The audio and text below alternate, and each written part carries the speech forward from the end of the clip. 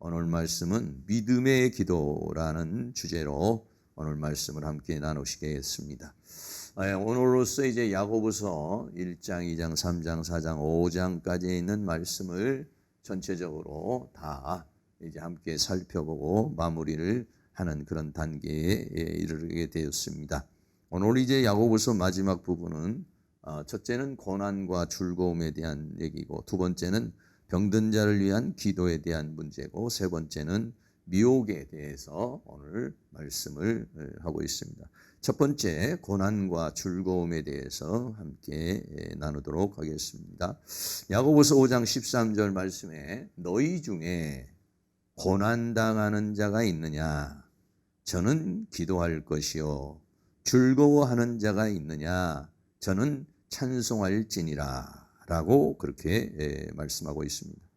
우리가 인생을 살다가 보면은 육체적인 고난이나 정신적인 고난이나 영적인 고난이나 또는 생활의 고난이나 이런 고난이 여기서 말하는 고난은 여러 가지 삶의 어려움이나 고통을 가리켜서 말하고, 더 나아가서는 신앙생활하는 데에 겪게 되는 고난. 우리가 지금은 신앙생활하는 데 겪게 되는 어려움은 별로 없지요. 그러나 이제 이때 당시만 해도 신앙생활 하는데 겪게 되는 핍박이 굉장히 많았습니다. 요즘에도 우리가 계속해서 보지만 아프가니스탄이라든지 또 미얀마라든지 이런 데서, 미얀마 같은 데는 군부가 들어와서 그렇고, 아프가니스탄은 탈레반에 의해서 그렇고, 거기는 만약 탈레반 아프가니스탄 같은 데에서 기독교인은요 그냥 죽이는 겁니다. 그냥. 여성들도 히잡이나 이런 걸 쓰지 않았고 청바지를 입었다고 그래가지고 총살을 해버리는 그런 데가 아프가니스탄이죠 지금. 그래서 거기도 예수 믿는 사람이 있어요. 왜 그러냐면은 미국 사람이 많이 들어오고 한국 사람도 거기 많이 들어가가지고 있다가 보니까 믿음의 사람들이 그들에게 복음을 증거하게 되다 보니까 그 기독교인들이 있어요. 기독교인들은 걸리면 거기서는 그냥 죽는 겁니다. 순교죠 그냥. 그러니까 지금 우리는 이런 고난이라는 것이, 우리가 당하는 고난은 정말 그런 거에 비하면은 아무것도 아니죠. 또 초대교회에서 당했던 그러한 고난에 비하면은 우리들이 당하는 고난은, 이거는 고난이라고 말할 수 있는 수준이 사실은 아니라고 말할 수 있는 것이죠. 그래서 어쨌든 우리가 인생을 살아가는 데 있어서 여러 가지 이런 고난이, 어려움을 당하게 되는, 큰 고난이든지 작은 고난이든지 어떤 그런 고난을 당하는 경우가 우리에게 있게 될 것이다. 그러면 어떻게 해야 되느냐 하면은 기도할 것이요 라고 이렇게 말했어요. 기도를 해라. 여러분, 기도를 하라는 것은 뭐냐면은 하나님께 그 고난을 이길 수 있는 힘이나 능력이나 지혜나 답을 얻으라, 이런 얘기겠죠. 고난이 왔을 때 그 고난을 해결할 자가 하나님이요, 그 고난을 하나님으로 해결하라는 것이에요. 그러려면 기도를 해야 되는 것이죠.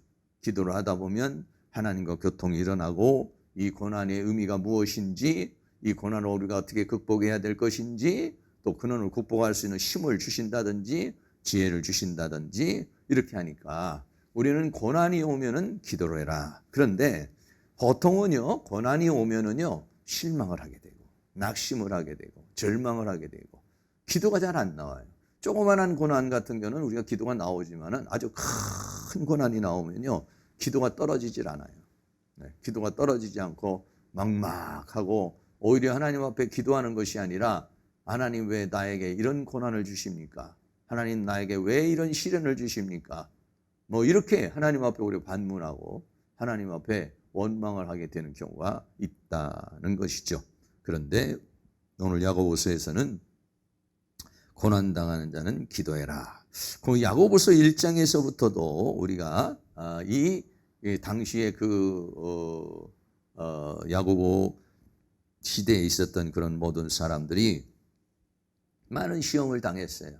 많은 어려움을 당했어요. 그래서 야고보서 1장 2절에 내 형제들아 너희가 여러 가지 시험을 만나거든 온전히 기쁘게 여기라. 이 시험에 대한 문제가 있었어요. 그러면 이 시험이 결국은 고난과 핍박과 뭐 여러 가지 그런 어려움 이런 것들이죠. 그러면서 시험을 만나면서 온전히 기쁘게 여기라 그렇게 말하면서 야고보서 1장 5절인데요. 같이 한번 읽습니다. 너희 중에 누구든지 지혜가 부족하거든 모든 사람에게 후히 주시고 꾸짖지 아니하시는 하나님께 구하라. 그리하면 주시리라. 아멘. 지혜가 필요하다. 시험을 이기고 고난을 이길 때는 뭐냐면 지혜가 필요하다는 거예요. 그 지혜를 통해서 답을 찾는 것이죠. 지혜를 통해서 고난을 이겨내는 거예요. 그래서 하나님께 지혜를 구해라. 하나님 나에게 은혜를 주셔서 이 고난을 이길 수 있는 지혜를 주시옵소서. 고난을 이길 수 있는 힘을 주십시오. 이거를 견뎌낼 수 있는 능력을 주옵소서.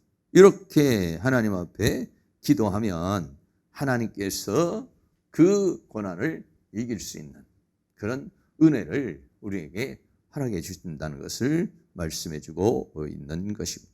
성경에서도 수많은 믿음의 사람들이 다 그랬죠. 예수님도 십자가에 달려 돌아가시기 전에 겟셋마네 동산에서 땀방울이 핏방울이 되도록 기도를 하죠. 그리고는 하나님으로부터 힘을 얻죠.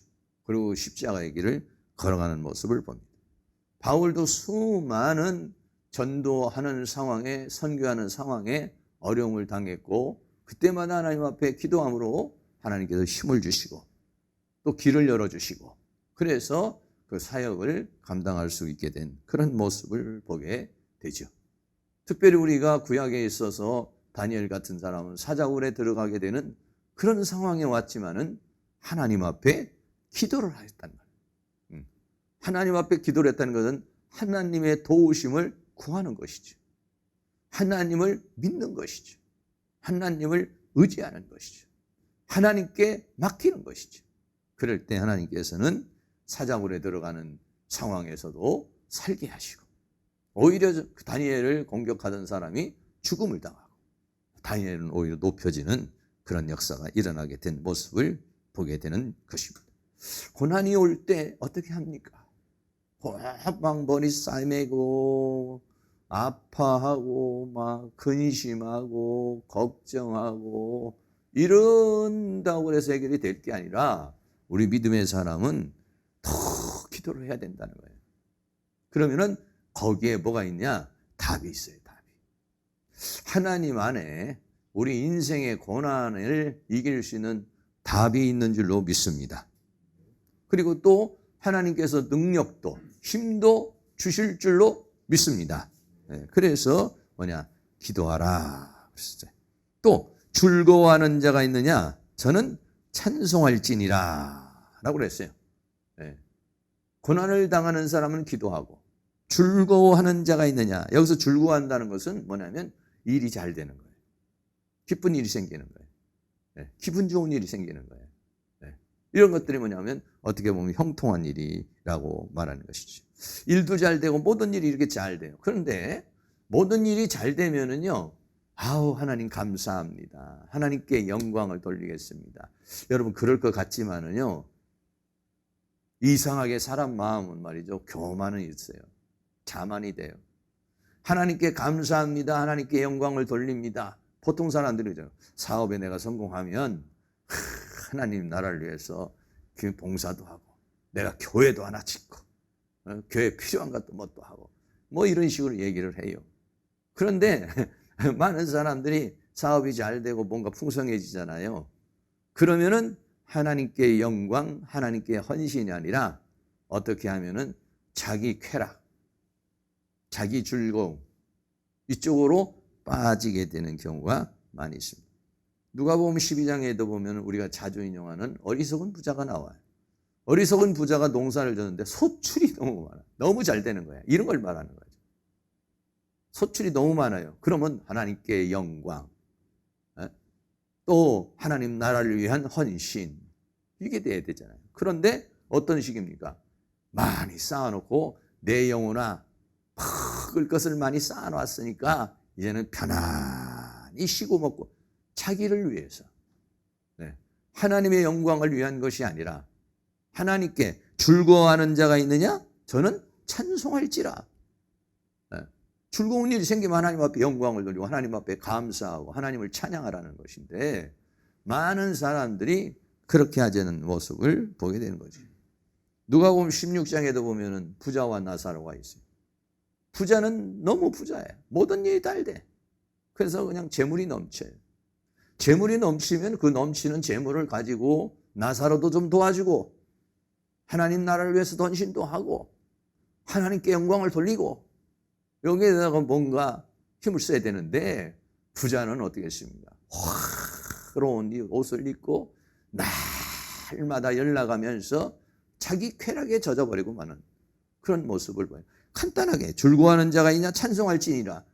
간단한 것 같은데 그렇지가 않은 거예요. 사람의 심리가요 그렇지가 않아요.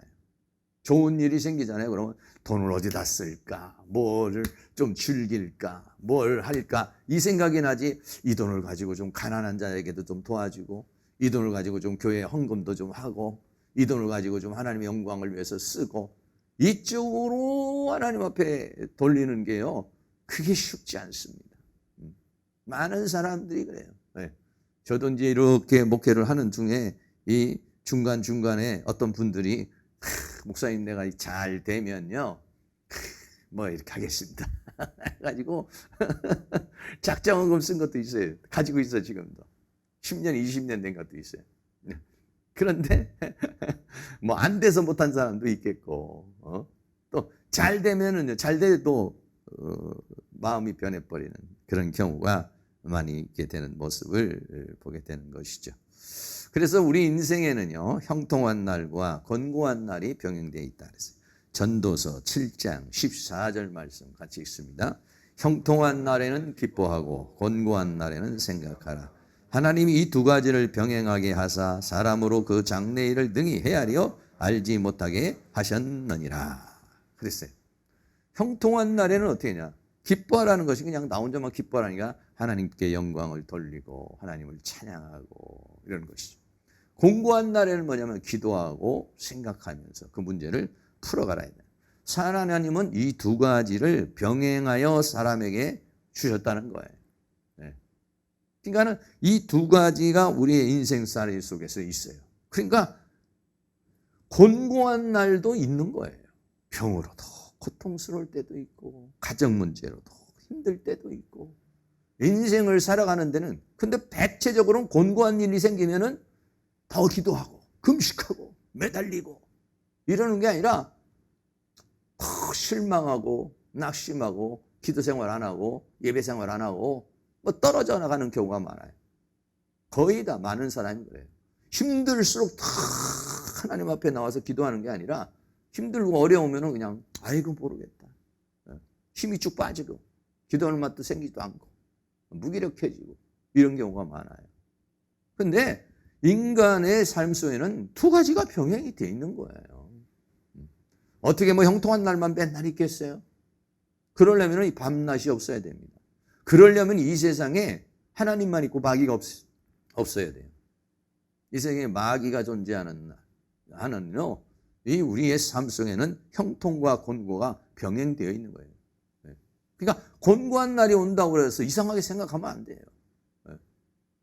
저도 이렇게 보면은 이번 주는 좀 여러 가지 영적으로 자꾸 몸도 좀 안 좋고 또 백신도 맞아서 또 몸도 좀 찌뿌둥한 것도 있고 뭐 이렇게 여러 가지로 안 좋아. 근데 어떨 때는 또 그냥 아주 기분이 좋을 때가 있어요. 몸의 컨디션도 좋고 막 이렇게 좋을 때가 있어요. 우리 한만덕 강사님도 또 오늘 또 허리가 아파가지고 또 시술을 또 하셨다고 하이병원에서 하셨다고 오늘 아까 연락이 왔어요. 뭐 또 그냥 쓸개도 떼내시고 또 그냥 막 이렇게 허리도 아프시다고 그러고 또 관절도 아프시다고 그러고 이거 힘드시겠죠. 사람이 살다 보면은 이렇게 어려울 때도 있고 또 좋을 때도 있고 이거는 인생을 살아가는 가운데요 다 두 가지가 병행되어져 있는 거예요. 그래서 우리는 어떻게 하느냐 그대로 받아들이라는 거죠. 그래서 이걸 받아들이면서 사는 삶이 뭐냐면 자족의 삶입니다. 그래서 사도 바울이 빌립보 4장 12절에서는 비천에 처할 줄도 알고 풍부에 처할 줄도 알고, 아주 그냥 이 비천이라고 그랬어요. 이거는 뭐 이런 무슨 곤고한 날 정도가 아니라 비천은요 더 낮아지는 거예요. 아주 그냥 막 아주 내려갈 대로 내려가는 걸 비천이라고 이렇게 말해요. 아주 비천한 상황. 그런 상황도 사도 바울이 수도 없이 겪었어요. 또 어떨 때는 쉰처럼 여기면서 풍부에 처할 때도 있었어요. 이 두 가지가 인생에서 병행이 되어 있었고, 그래서 이 두 가지에 대해서 일체의 비결을 배웠노라. 그러니까 여러분들이 비천에 처할 때도 할렐루야. 이래야지. 비천에 처하면 비천해가지고 얼굴이 그냥 시커매져가지고 눈동자에 힘을 잃어버리고 이러면 안 된다. 그럴 때일수록 그러면 팍 더 기도해서 힘을 얻고 하나님 앞에 나와서 매달려서 그거를 극복해 나가고 이러기를 원하고 있다라고 하는 것이죠. 네. 오늘날 우리의 삶 속에 공고한 것이 온다고 해서 이상하게 생각하지 마세요. 비천한 일이 온다고 해서 이상한 일 생기지 마세요. 고통스러운 일이 있다고 해서 우리가 이상하게 생각하지 마세요. 그거는 이 세상을 살아가면 어쩔 수가 없어요. 어쩔 수가 없어요. 네. 여러분, 이게 낮이 생기면 밤이 있는 것처럼, 밤이 되면 또 낮이 오는 것처럼, 그런 것처럼 낮과 밤이 병행되어져 있는 것처럼 형통한 날과 곤고한 날은 인생에서 병행되어져 있으니까 좋은 일이 생기면 하나님 앞에 영광을 돌리고 감사를 하고 또 안 좋은 일이 생기면 그때는 더 무릎을 꿇고 기도하고 그래서 그것을 극복해 나가야 된다는 것입니다. 두 번째는 이제 질병의 치유에 대한 기도에 대해서 말씀하겠습니다. 야고보서 5장 14절에 너희 중에 병든 자가 있느냐? 저는 교회의 장로를 청할 것이요 그들은 주의 이름으로 기름을 바르며 위하여 기도할지니라 그랬어요. 병이라는 것은 정말 고통스러운 것 같아요. 육체적으로도 고통스럽지만은 정신적으로도 인간을 다약하게 만들고 나이가 들수록 더 그렇죠. 질병이 오면 나 이러다가 죽는 거 아닌가? 나 이러다가 뭐 어떻게 뭐가 되는 거 아닌가? 나 이러다가 어떻게 살까? 뭐 이런 많은 두려움과 걱정이 있는데 그 중에 하나가 질병이에요. 이 세상에 살면서 질병으로 인해서 우리는 고통을 당하죠. 병든 자가 있느냐? 저는 교회의 장로들을 청할 것이요. 교회 장로를 청한다는 것은 교회의 어떤 목회자, 지도자를 가리켜서 청한다는 것은 신방을 요청하는 거라요. 청한. 그리고 그들은 주의 이름으로 기름을 바르고 위하여 기도할지니라. 그랬어요. 주의 이름으로. 청한 사람들은 가가지고 주의 이름으로 기름을 바르며 위하여 기도할지니라. 했어요. 여기 이제 기름은 요즘은 뭐 그럴 필요가 없지만 당시에 이 기름은 그 상처에 붓는 어떤 의학적인 그런 행위인 것이죠. 물론 이제 뭐 다른 용도로도 이렇게 기름을 바르기도 하지만은 그러나 대체적으로는 그렇습니다. 구약에 보면 기름을 바르는 경우가 있어요. 이사야서 1장 6절에 보면 발바닥에서 머리까지 성한 것이 없고 상한 것과 터진 것과 새로 맞은 흔적뿐이거늘 그거를 싸매며 짜며 싸매며 기름으로 유하게 함을 받지 못하였도다. 그래서 이 기름이요 상처에 바라서 어떤 낫게 하는 그런 효과를 줘요. 누가복음 10장 34절에 보면 강도 만난 자가 나오죠. 거기도 그 사마리아인이 가까이 가서 기름과 포도주를 상처에 붓고 그랬어요. 기름도 붓고 포도주를 붓고. 그러니까 이런 것들이 뭐냐면 상처가 났을 때 치료하는 그런 것들이라고 말할 수 있는 것이죠. 그래서 기름을 바르고 하는 것은 어떻게 보면 좀 의학적인 행위도 하고 그 다음에 위하여 기도할지니라 그랬어요. 네, 하나님 앞에 간절한 마음으로 기도하라. 그러면 기도하면은 야고보서 5장 15절 말씀 우리 같이 한번 읽겠습니다. 믿음의 기도는 병든 자를 구원하리니 주께서 저를 일으키시리라. 혹시 저를 범하였을지라도 사하심을 얻으리라. 믿음의 기도. 네. 기도를 하는데 어떻게 기도를 해야 되냐? 믿음의 기도를 해야 된다. 믿음으로 기도하면, 여기서 믿음의 기도라는 것은 믿는 자의 기도 이렇게 말할 수도 있고 믿음으로 하는 기도 이렇게도 말할 수도 있겠죠.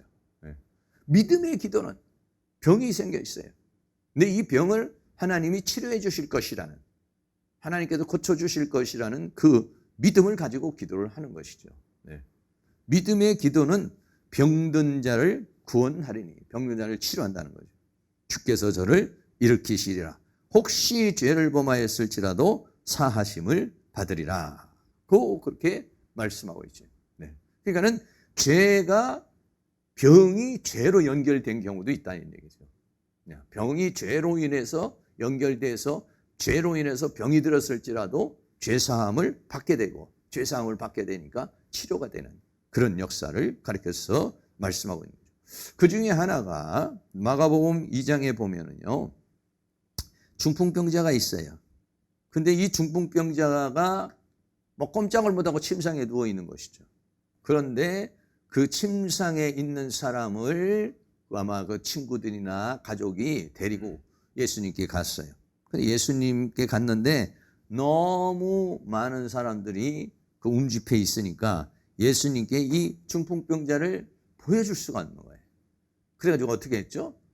지붕을 뜯은 겁니다. 지붕을 뜯어요. 지붕을 뜯어가지고 그 사람을 예수님이 있는 곳으로 그 집으로 끈을 달아가지고 내린 거예요. 그러니까 마가복음 2장 5절 말씀에 예수께서 저희의 믿음을 보시고 이랬어요. 그 엄청난 믿음이죠. 중풍병자의 믿음도 믿음이겠지만은 그 사람들이 지붕까지라도 뚫고서 예수님께 내리면 이 중풍병자가 살 수 있다. 는 그런 믿음으로 정말 적극적인 마음으로 지붕까지 뜯어서라도 예수님께 보이려고 그러는 거죠. 믿음을 봤다는 거예요. 믿음을 보고 중풍병자에게 이르시되 소자야 내 죄사함을 받았느니라. 내가 치료됐느니라 이렇게 말하지 않고 내 죄사함을 받았느니라. 그러니까 사람들이 막 웅성웅성하죠. 치료받았다고 그래도 좀 문제가 생길 텐데 죄사함을 받았다고 그러니까 막 사람들이 웅성거리게 되는데 예수님께서 죄를 사하는 권세가 있다는 사실이고 그 중풍병자가 그 죄로 인한 것을 치료했다는 그런 것을 보여주시는 것이죠. 받았느니라 이러면서 마가복음 2장 11절에 내가 네게 이르노니 일어나 내 상을 가지고 집으로 가라 하시니 그가 일어나 곧 상을 들고 가시고 상을 가지고 모든 사람 앞에서 나가거늘 그랬어요.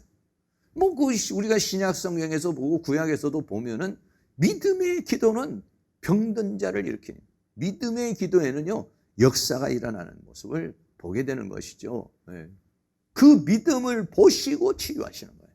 내 믿음대로 되리라. 그러니까 믿음의 기도는요 이런 역사, 하나님의 은혜의 역사를 일으키는 능력이 있는 모습을 보게 되죠. 더 나아가서는 우리가 여러 가지 많은 것들이 있지만은 베드로가 병들어 죽은 다비다라는 사람을 살려내는 그런 모습을 보게 돼요. 다비다라는 사람이 병이 걸렸어요. 병이 걸렸다가 죽었어요. 그래가지고 요바에 있는 베드로를 오라고 그랬어요. 그래서 베드로가 와요. 막 사도행전 9장 40절에 베드로가 사람을 다 내보내요. 그리고 무릎을 꿇고 기도하고 돌이켜 시체를 향하여 가로되 다비다야 일어나라 하니 그가 눈을 떠 베드로를 보고 일어나 앉은지라 고 그랬어요. 베드로가 이 믿음, 물론 이것은 다 하나님의 역사 속에 있는 것이지만은 베드로를 통해서 역사가 일어난 거예요. 병이 걸렸어요. 병으로 인해 죽었어요. 그런데 그 시체를 향해서 무릎을 꿇고 기도하고 시체를 향해서 다비다야 일어나라 라고 말하니까 일어나는 그런 역사가 일어나게 되는 것을 보게 되는 것이죠. 이와 같이 믿음의 기도는 병든 자를 구원하는, 믿음의 기도는 이런 역사가 있다는 것을 우리에게 말해주고 있는 것입니다. 그래서 서로 기도하라 그랬어요. 야고보서 5장 16절에 이러므로 너희 죄를 서로 고하며 병낫기를 위하여 서로 기도하라. 의인의 가는구는 역사하는 힘이 있다 그랬습니다. 예. 서로 자기 죄를 고백하면서 여기서 서로 죄를 서로 고한다는 것은 자기의 어떤 죄를 고백하는 것도 있고 아니면은 상대방에게 자기의 죄를 고백하는 것일 수도 있고 두 가지가 있겠습니다. 의인의 간구는 역사하는 힘이 있느니라. 여기서 의인은 어떤가? 믿음의 사람이 의인이지. 죄를 지었을지라도 사함을 받은 사람이 의인이에요. 의인의 간구는 역사하는 힘이 많으니라. 그 말했어요. 여러분들이 믿음의 기도, 더 나아가서 의인의 간구는 역사하는 힘이 있다는 사실을 믿고 여러분들이 질병을 향해서 기도할 수 있는 은혜가 있기를 주의 이름으로 축복합니다. 네. 그래서 이런 그 기도를 실례를 들어서 말하는 것이 엘리야의 기도입니다. 야고보서 5장 17절에 엘리야는 우리와 성정이 같은 사람이로되 저가 비 오지 않기를 간절히 기도한즉 3년 6개월 동안 땅에 비가 아니오고 그랬습니다. 엘리야 시대에 하나님께서 하늘문을 닫아버리죠. 그런데 하나님께서는 어떤 역사를 하시는데 엘리야로 하여금 기도를 하게 하고 그리고 하나님이 역사를 하시는 거예요. 네. 엘리야는 우리와 성정이 같다. 성정이 같다는 것은 우리와 똑같은 육체를 가지고 있고 생각을 가지고 엘리야는 특별히 만들어진 존재가 아니라는 특별한 사람이 아니라는 거예요. 그런데도 비 오지 않기를 간절히 기도한 즉 3년 6개월 동안 땅에 비가 오지 않았다. 네. 그러니까 똑같은 성정을 가졌어요. 그런데 뭐가 틀리냐?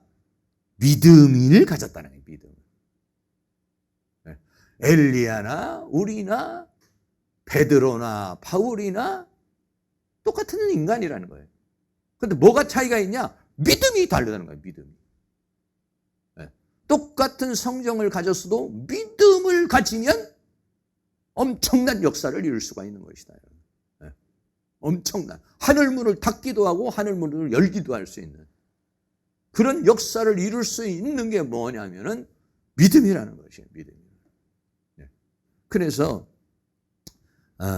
사도 바울과 바나바가 복음을 증거하러 나갔을 때에 막 안진뱅이가 일어나고 거기에서 기적이 일어나게 되니까 그러니까는 막 그 바울과 바나바를 신으로 생각을 해가지고 막 제사를 드리는 상황이 생겼죠.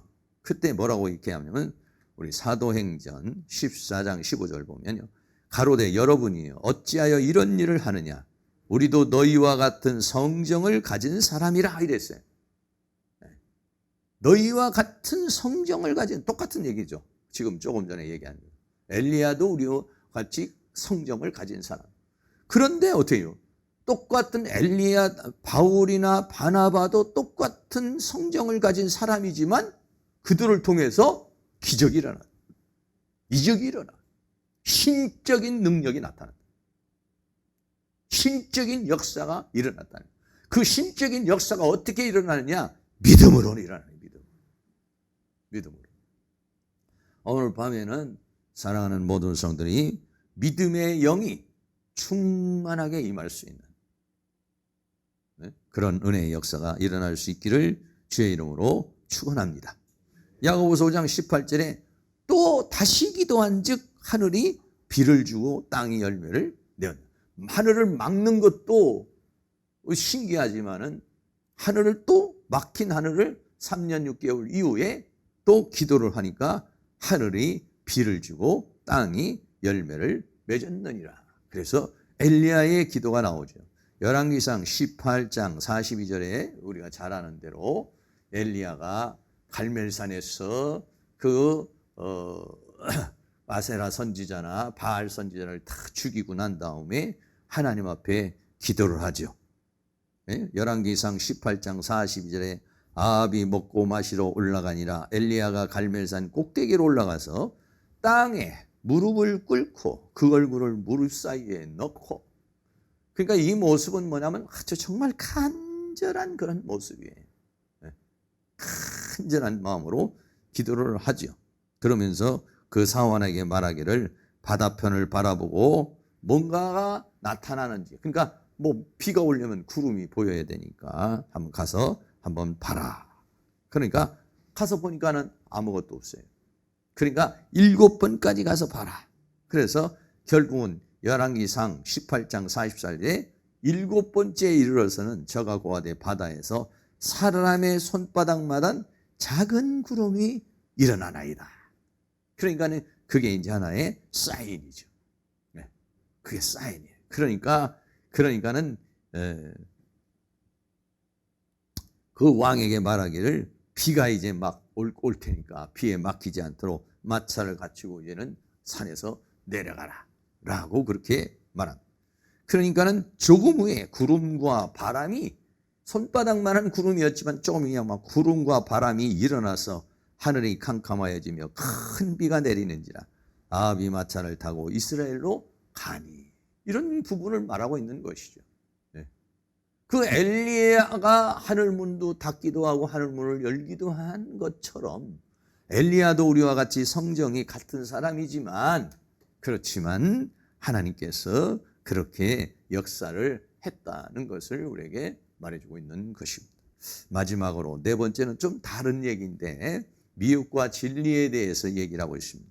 야고보서 5장 19절 내 형제들아 너희 중에 미혹하여 진리를 떠난 자를 누가 돌아서게 하면, 이 초대교회에 미혹의 영이 들어온 거예요. 거짓 선지자 적그리스도가 들어왔어요. 근데 이 초대교회뿐만이 아니죠. 창세기부터 인류가 시작된부터 그때부터 하나님께서 에덴 동산을 만들고 에덴 동산을 지키라고 말해죠. 근데 거기에 사탄이 침투를 해요.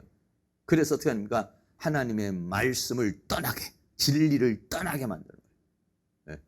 진리를 떠나도록 어떻게 하냐면 미혹하는 거예요. 미혹은 뭐냐? 거짓말하는 거예요. 속이는 거예요. 네. 그런 것처럼 초대교회에도 교회가 세워진 그곳에 원수 마귀가 침투해서 교회를 무너뜨리기 위해서, 성도들을 무너뜨리기 위해서 이런 비진리가 들어온 것이죠. 미혹의 역사가 들어온 것이죠. 그래서 너희 중에 미혹하여 진리를 떠난 자들, 이 미혹의 영이 와가지고 진리를 떠나게 되는 상황이 우리에게 일어나게 되는 것을 생각할 수 있어요. 많은 사람들이 교회에 와서 시험이 들어서 교회를 떠나가는 경우도 있고, 이단에 잡혀가지고 교회를 떠나가게 되는 경우도 있고, 잘못된 사상에 의해서 떠나가게 되는 경우도 있고, 마귀가 다양한 형태로 공격을 해요. 목회자에게 시험이 들어서 교회를 못 나오게 만들거나, 성도들끼리 문제가 생겨서 못 나오게 하거나, 아니면 무언가에 또 걸려서 못 나오고, 이게 전부 다 사탄이 하는 역사거든요. 그런데 거기에 미혹이 당해서 에이 교회 안 나가, 에이 믿음 생활 안 해, 이게 뭐냐면 진리를 떠나서 돌아서게 해버리는 거죠. 믿음에서 돌아서게 하는 그런 역사가 있어요. 그래서 마태복음 24장에도 거짓 선지자나 거짓 그리스도들의 미혹이 있을 것이다 이렇게 말했어요. 마태복음 24장 24절 같이 한번 읽습니다. 거짓 그리스도들과 거짓 선지자들이 일어나 큰 표적과 기사를 보여 할 수만 있으면 택하신 자들도 미혹하게 하리라. 이건 이단들을 말하는 것이죠. 이단들뿐만 아니라 다양한 형태로 교회에는요, 이 원수 마귀가 와서 미혹을 하고 있는 거예요. 그러니까 이 미혹에 대해서 우리가 진리의 말씀에 굳건하게 딱 써 있어야 이 미혹에 넘어가지를 않아요. 그런데 그렇지 못하면 이 미혹에 넘어가게 되는 것이죠. 그래서 야고보서 5장 20절 너희가 알 것은 죄인을 미혹한 데 길에서 돌아서게 하는 자가 그 영혼을 사망에서 구원하며 허다한 죄를 덮을 것이니라 그랬어요. 너희가 알 것은 죄인을 그랬어요. 미혹에 빠져버리면 죄악 속으로 들어가는 거예요. 그러니까 마귀가 하는 일은 뭐냐면 미혹하는 거고, 미혹에서 진리를 떠나면 진리를 떠나는 게 뭐냐면 죄예요. 그러면 어디로 가느냐? 사망으로 가는 거예요. 미혹, 진리를 떠나게 하고, 그러면은 그 진리를 떠난 사람은 사망의 세계로 가게 되는 거예요. 그런데 그 미혹길에서 돌아서게 하는 자가 그 영혼을 사망에서 구원하며 허다한 죄를 덮을 것이니라 라고 그렇게 말하죠.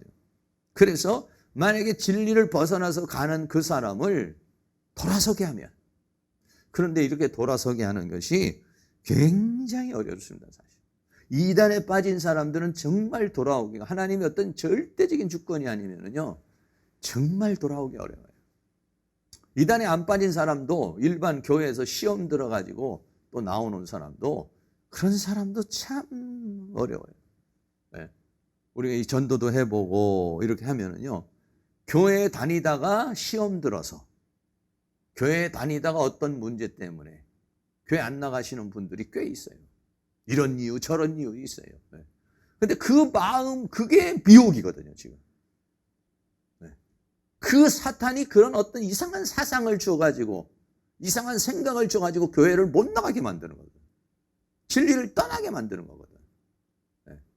그런데 거기에서 돌아서는 것은 그 영혼을 사망에서 구원하시는 것이다. 그런 것을 우리에게 말씀하고 있는 것입니다. 첫째는 우리들이 그런 사탄의 미혹에 넘어가지 말아야 되고, 두 번째는 그렇게 넘어간 사람들을 위하여 기도해주고 또 하나님 앞으로 돌아오게 하는 그런 역사를 마지막으로, 야고보에서 지금 5장에서 마지막으로 하는 것이 뭐냐면 진리를 떠난 자에 대한 이야기를 하고 있는 것입니다. 그러니까는 얼마나 진리를 파수하고 믿음에 서서 살아가는 것이 어렵다는 것을 우리에게 말해주고, 사탄이 계속해서 공격하니까, 네? 육체를 공격하고 정신을 공격하고 영을 공격하고, 이렇게 나태하게 하고 저렇게 게으르게 하고, 이렇게 무기력하고 저렇게 무기력하고 다양한 형태로 공격하니까 그것을 싸워서 우리가 이겨야 되는 것입니다. 결론입니다. 오늘 야고보서 5장 마무리하면서 고난과 즐거움에 대해서 말했습니다. 고난이 올 때는 어떻게 해야 되느냐? 하나님 앞에 기도하라.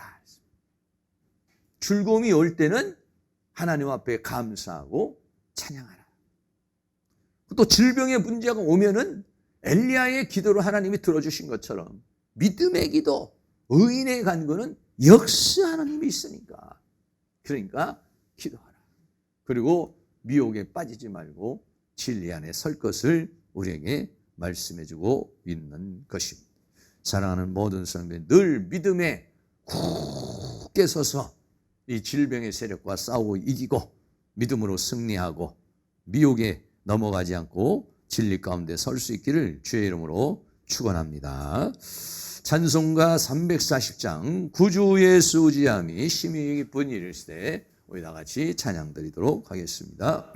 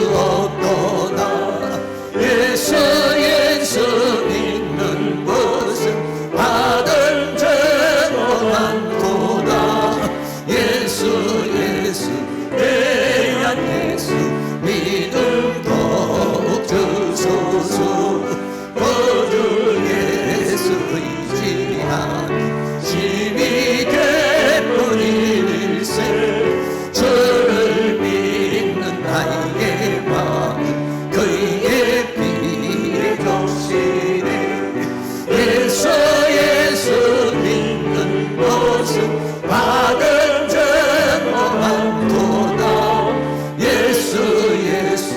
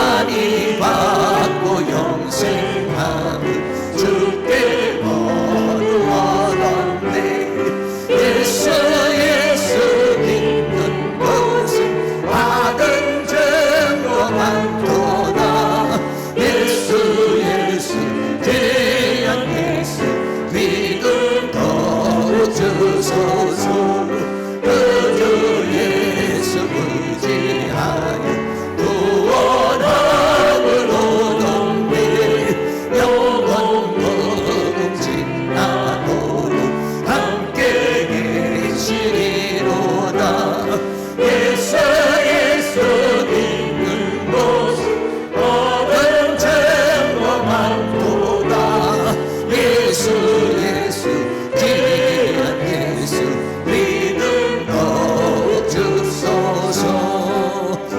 아멘. 울어도 못하네 눈물 많이 흘려도 343장 다시 한 장 더 드립니다.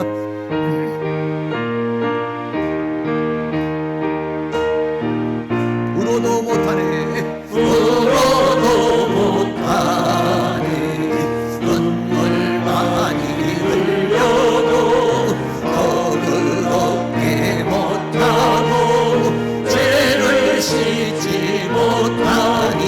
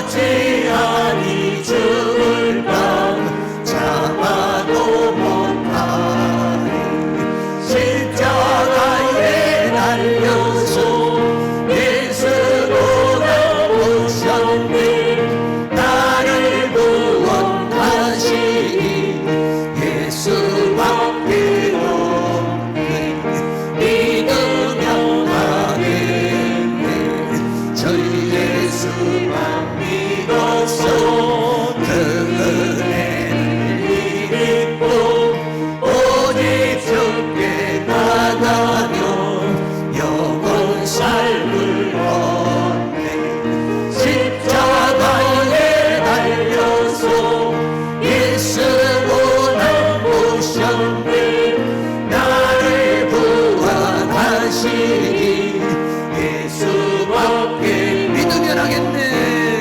믿으면 하겠네 저 예수만 믿어서 그 은혜를 입고 오직 주께 나가면 영원 삶을 얻네 십자가에 달려서 예수보다 오셨네 나를 구원하시니 예수밖에 믿으면 하겠네 믿으면 하겠네 저 예수만 믿어서 그 은혜를 입고 오직 주께 나가면 영원 삶을 얻네 십자가에 달려서 예수보다 오셨네 나를 구원하시니 예수밖에 없네 아멘. 기도하실 때 우리 한만덕 강사님 시술하신 부분 잘 치유되게 해달라고 기도해 주시고 우리 김소희 전사님 위해서 기도해 주시고 우리 교회를 위해서 또 고려신학교 신입생 편입생 모집을 위해서 여러분 기도해 주시기를 바라겠습니다. 제가 마무리 기도하겠습니다. 사랑과 은혜가 많으신 하나님 감사합니다. 오늘도 하나님께서 우리에게 은혜를 주시고 함께해 주심을 감사합니다. 믿음의 기도 의인의 간구는 역사하는 힘이 있다고 주님 말씀했습니다. 하나님 오늘 이 밤에 우리들 마음속에 두려운 마음이나 또는 불안한 마음, 불신의 마음들을 다 제거해 주시고 우리의 마음에 큰 믿음의 영이 임하도록 역사하여 주시옵소서. 그래서 우리의 믿음의 기도를 통해서 하나님의 역사가 이루어지고 하나님의 능력이 나타날 수 있도록 주께서 큰 은혜와 사랑으로 함께해 주시기를 원합니다. 엘리야가 기도할 때 하늘 문이 닫혀지고 하늘문이 열려지는 것처럼 오늘 우리의 기도를 통해 하늘문이 열려지고 하나님의 역사가 이루어지는 은혜의 밤이 되어줄 수 있도록 주께서 도와주시고 함께해 주시기를 간절히 원합니다. 주님 앞에 귀한 예물 드립니다. 길태영 집사님 주님 앞에 드립니다. 김선혜 사모님, 길만조 목사 하나님 앞에 드립니다. 특별히 하나님께서 우리 또 길태영 집사님에게 은혜를 주셔서 늘 주님 앞에 감사하며 기도하고 있사오니 마음의 담대함과 또 평안을 하나님께서 허락하시고 육체적으로도 건강하게 하시고 심령도 영혼도 하나님 건강해서 주님 주신 은혜와 평강 가운데 늘 승리하며 살아갈 수 있도록 도우시고 기도하고 간구하는 제목이 주님 안에서 이루어지는 은혜의 역사가 있도록 주께서 함께해 주시기를 간절히 원합니다. 또 우리 한만더 강우사님도 허리 시술을 했는데 시술한 부분이 또 잘 치유될 수 있도록 건강한 몸 회복할 수 있도록 도와주시고 김소희 전사님도 암병과 싸우고 있습니다. 또 신장과 또 그 기능을 하나님 만져주셔서 이 질병과 싸워 이기고 건강해서 하나님 영광 돌릴 수 있도록 은혜를 베풀어 주시기를 간절히 원합니다. 이 시간도 사랑하는 모든 성도님들이 뜨거운 마음으로 합심하여 하나님 앞에 기도할 때 오늘 이 밤에 우리에게 큰 믿음을 주시고 강하고 담대한 마음을 주시고 사탄이 준 생각, 사탄이 준 감정들, 불신의 세력들 이런 모든 세력은 떠나가고 하나님의 말씀으로 성령으로 은혜로 충만한 믿음으로 충만한 시간 되어줄 수 있도록 주께서 함께하여 주시옵소서. 예수 그리스도의 이름으로 기도하옵나이다. 아멘.